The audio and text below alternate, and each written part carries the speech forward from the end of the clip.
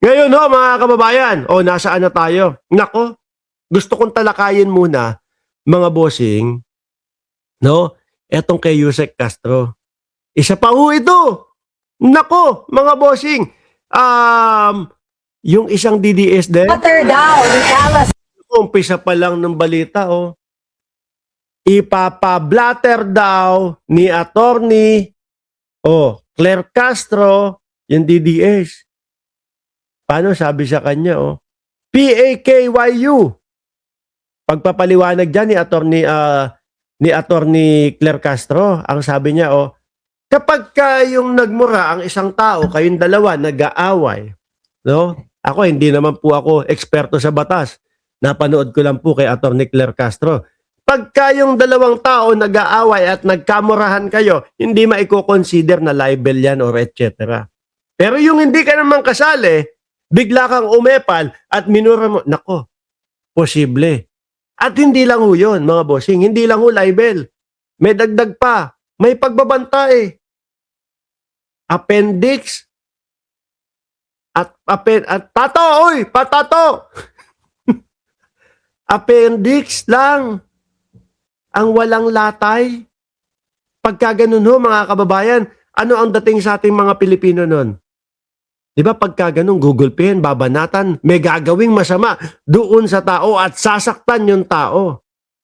Dapat lang ho talaga na ipablatter. Delikado ho yan. Grabe yung mga DDS. Di ba? At may pag-asa pang madisbar daw ho, mga bossing. Pakinggan natin itong balita na ito dahil mukhang siseryosohin. Ay nako, wag na pong muka.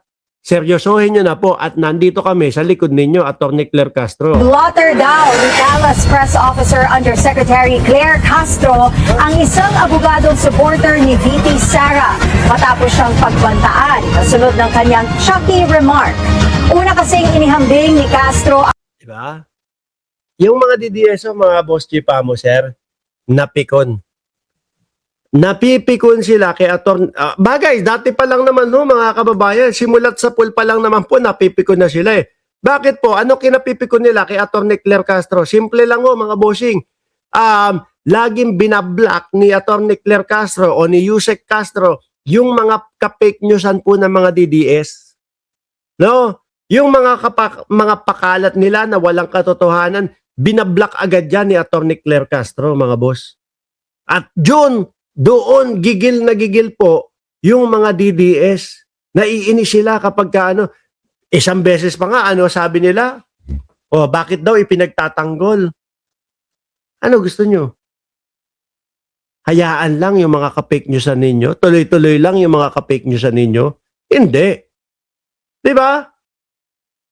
Bilang isang Pilipino, alam ko mali yan, alam ko mali yung mga pinapakalat nyo, alam ko mali yung mga ibinibintang nyo sa presidente, haharangan ko na yan at ipapaliwanag ko kung ano talaga ang tama dyan.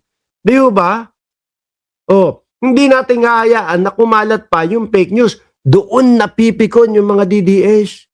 Kasi yung mga naratibo nila, nababaliwala. Sayang ang effort. Ano ho? Ngayon, lalong mga napikon. Bakit? Bumili ba naman ng Tsakadal? Ng Tsaki, at si Tsaki binili. Di ba?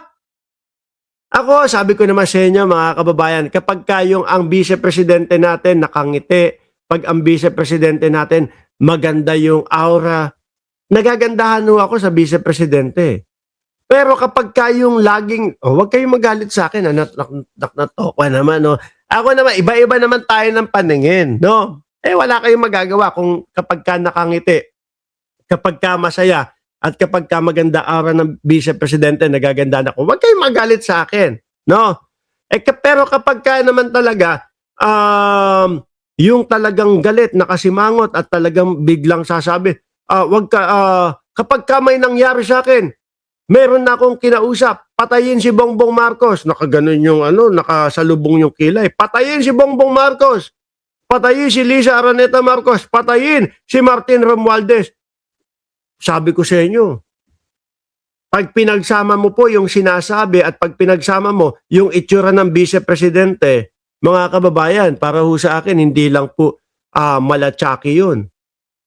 Lucifer na po yun, mga boss chief sir. Kademonyohan na po yun, mga kababayan. Di ba? Beruhin mo, live doon sa iyong press conference kasama yung mga DDS vlogger sa background. Oh, nagbabanta ka sa buhay ng tao. Di ba? Doon sila napikon, yung Chucky. Hindi nakatiis yung DDS. Oh, sumulat. Lawyer pa nga naman daw yun.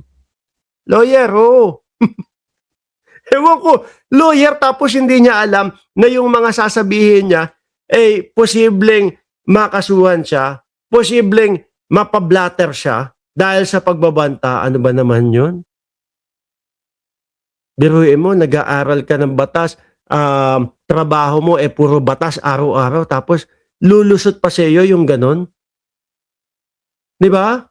Pakinggan, tuloy natin. Ang bise kay Chucky kapag daw nagagalit. Ang kilalang manika mula sa horror film na Child's Play.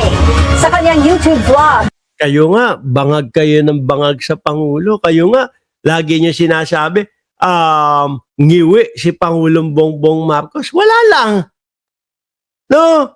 Okay lang kami. Trip niyo yun eh. Tapos ito, masabihan lang na Chucky, gagalaiti kayo, papatay pa kayo ng tao. Sabi ni Mama Labs, Boss MR, nakakagalit yung bagong propaganda ng DDS kay FLM. Naku, yan na naman. Alin po, yung may hubad na naman. Hindi pa ba tayo nagsawa? O, tuloy. sinabi ng opisyal na posibleng ma-disbar ang abogado matapos makisawsaw sa issue na hindi naman siya kasali. Ngayon pa lang, Dali, Atty. Claire, napaka-importante ho nito. Sabi, naku si Marlon Ramos. Marlon Ramos, shout out, tulog ako kahapon. Bakit ka natutulog? Alam mong live natin ngayong araw. Lasing kahapon. Shout out daw ulit, no? Kapatid ko yan, mga kababayan, anak ng Tokwa, kapatid ko na, may pa-shout out pa. Tuloy mo na, Atty. Claire. General ng Tates. Nagsusumbong na, Siyempre, tatawagin po yung presensya ng kapulisan. Di ba? General Nartates. Ipapablatter po, I-report ko to, ha? Yes. Sabi niya, kapag Tama naman po yan pag-report sa kapulisan, mga bossing, no? Kung ano man ang mangyari sa inyo, at least alam kung sino hahabulin, kung sino ang pupuntahan. Di ba? Tama naman ho yun, mga kababayan. At least, masabihan na rin ng mga kapulisan, hindi ka pwedeng lumapit, no? 50 meters away dito kay Claire Castro. Kung lumapit ka, arestado ka. Ganyan yan eh. ka daw nilaglag ako, siguro ng boss ko or what? Ang saklap mo naman magsalita, dream come true. Parang hindi naman nag-aral, bossing, kasi wala sa linya ng pagiging abogado ang mga pinagsasasabi. Baka lang pasang-awa dahil mayor ang ama. Sino ba yun? Yung doon. Yung lawyer na yun. Tuloy, attorney. Appendix lang, mali pa yung spelling niya. Coccyx. No, ang nakalagay yung conix. Coccyx lang ang walang latay. Sabi, no? Sa Ibang klaseng mga magbanta, no? Itong mga didi. Akala mo lahat may tira, Hindi, totoo lang mga kababayan. Yung mga DDS, ang akala mo lahat, kala mo mala Duterte din. No? Pagka dito sa channel natin, kapag mga nagbantayan, mga kababayan, Mike Ramos, lagot ka, no? Mapepersilapid ka, ganyan mga magbantaho yung mga DDS. Tayo naman, wala lang. Bago naman tayo maging vlogger, alam na ho natin yan, mga bossing chief sir. At syempre kunyari, sa Pilipinas ako, sa tingin nyo po ba, kahit papaano hindi ko lalagyan ng seguridad yung sarili ko. Kahit papaano naman, kaya ko naman kumuha ng mga bodyguard, kahit 4, 5. Di ba? Yung mga DDS, kung makapagsalita, yari kayo, ganito, matan nyo lang ang walang latay. Pag bumalik ang mga Duterte, patay kayo. Parang lalo nyo lang sinasabi, no? Na talagang ganon ang galawan ng mga Duterte. Di ba? O tuloy po, Atty. Claire. Akin.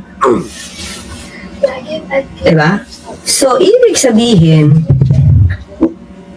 most probably, pag wala na tayo, diba, bilang Palace Press Briefer, gaganti sila.